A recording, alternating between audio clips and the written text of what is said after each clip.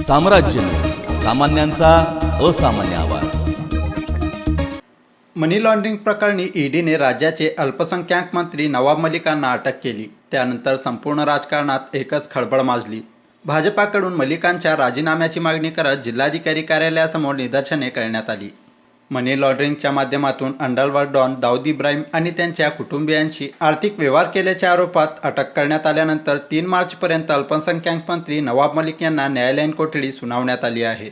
देशद्रोही व्यक्तीशी संबंध ठेवणाऱ्या नवाब मलिक यांनी ताबडतोब आपल्या मंत्रिपदाचा राजीनामा द्यावा, अशी मागणी करत गुरुवारी शहर भाजपाच्या वतीने जिल्हाधिकारी कार्यालयासमोर महाविकास आघाडीच्या विरोधात निदर्शने करण्यात आली।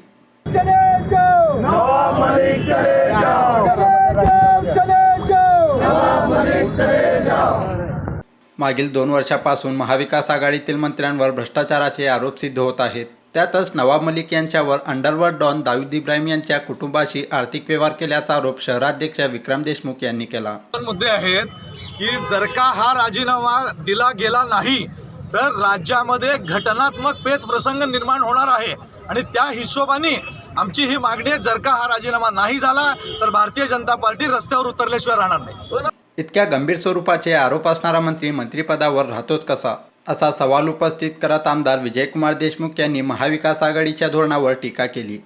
मागण्यासाठी भारतीय जनता पक्षाने आज आंदोलन छेडलेलं आहे। नवाब मलिकांना गेल्या अनेक दिवसापासून ईडीची कारवाई चालू होती, त्यांची चौकशी चालू होती। त्यांच्यावर असा आरोप होता की 1993 मध्ये जे बॉम्बस्फोटमध्ये अडकलेले आहेत, जे गुन्हेगार आहेत, ज्यांना शिक्षा झालेली आहे, त्या लोकांच्या मालमत्ता खरेदी करण्याचं मला नवाब मलिकांचं हात आहे आणि त्यांच्या एका संस्थेला ह्या मालमत्ता खरेदी केलं आणि त्या मालमत्ता कवडी मोलामध्ये दाखवून खरेदी केलं।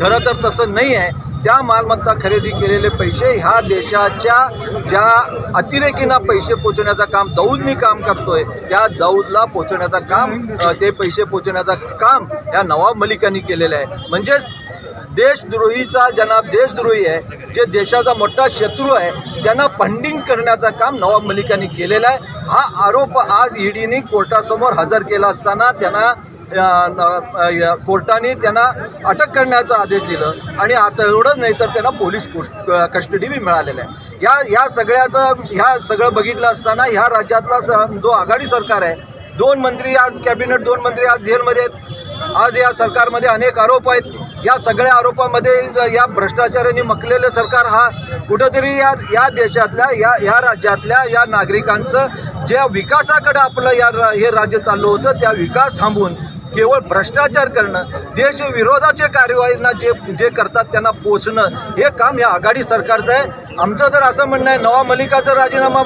घेऊ नका, तुम्ही पूर्ण सगळेच राजीनामा द्या।